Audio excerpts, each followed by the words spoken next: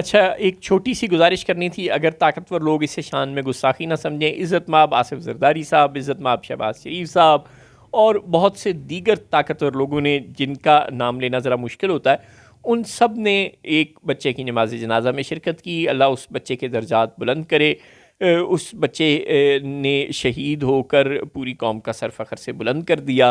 वो 7 साल का मासूम बच्चा था जिसे भारत ने अपने वहशियाना हमले में अपनी दरिंदगी और अपनी सफाकी का मुजाहरा करते हुए मार दिया, और अब दुनिया को बता रहा है कि उसने दहशत गर्दी के कैंप पर हमला किया था आज़ाद कश्मीर में, जो कि ज़ाहिर है भारतीय हुकूमत के लिए डूब मरने का मकाम है। एक 7 साला बच्चा उस हमले में शहीद हुआ। लेकिन गुजारिश ये है कि हुकूमत पाकिस्तान के जारी करदा दादोशुमार के मुताबिक अब तक भारतीय हमलों में 31 पाकिस्तानी शहीद हो चुके हैं, जिनमें से सिर्फ एक बच्चे की नमाज जनाजा में सदर, वज़ीर आज़म और दीगर ताकतवर लोगों ने शिरकत की। बाकी 30 लोग जो कि आम शहरी थे, वो भी पाकिस्तानी थे।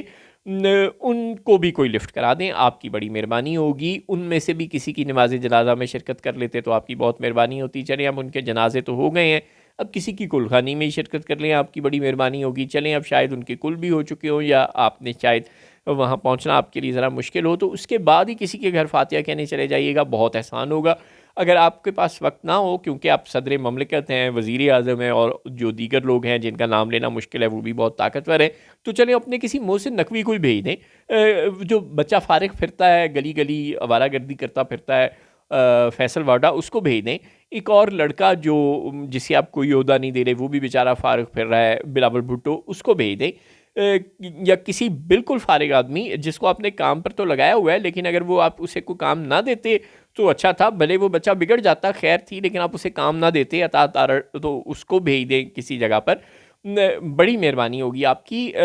ये जो दो पाकिस्तान का तासुर जाता है, वो नहीं जाना चाहिए, ख़ास तौर पर इस सूरत हाल में जब पाकिस्तान को एक बड़े दुश्मन का सामना है।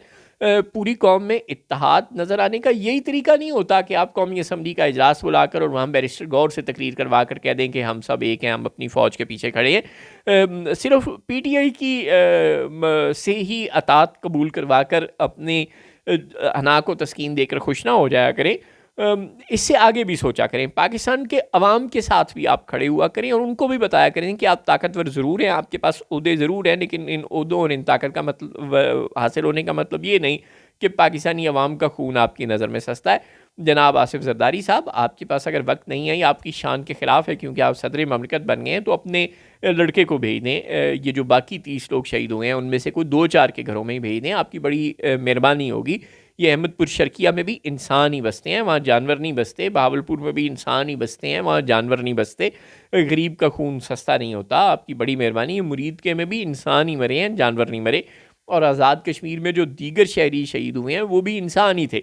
ये ठीक है कि ये बच्चा एक ताकतवर ओहदेदार का साहबजादा था, लेकिन बहरहाल वो तो मासूम बच्चा था, अल्लाह उसके दर्जात बुलंद करे। मगर बाकी भी पाकिस्तान के शहरी हैं, बराए मेहरबानी उनके खून को सस्ता ना गर्दानें।